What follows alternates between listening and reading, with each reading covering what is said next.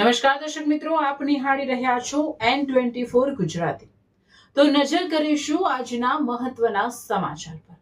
અંકલેશ્વર ગાંજાના ગુનામાં લાંબા સમયથી વોન્ટેડ મહિલા આરોપી રૂક્ષાના ઉર્ફે એનાનીએ એ ડિવિઝન પોલીસે અટકાયત કરી।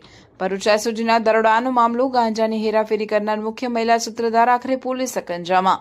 અંકલેશ્વર શહેરમાં નશીલા પદાર્થોની હેરાફેરી અને વેચાણ કરતા તત્વો સામે પોલીસ દ્વારા સતત કાર્યવાહી હાથ ધરવામાં આવી રહી છે। તે જ અનુસંધાને અંકલેશ્વર શહેરી ડિવિઝન પોલીસ મથકે નોંધાયેલા ગાંજાના ગુનામાં લાંબા સમયથી ફરાર અને વોન્ટેડ જાહેર કરાયેલી મહિલા આરોપી રૂક્ષાના ઉર્ફે એનાની પોલીસે સફળતાપૂર્વક અટકાયત કરી કાયદેસરની કાર્યવાહી હાથ ધરી છે।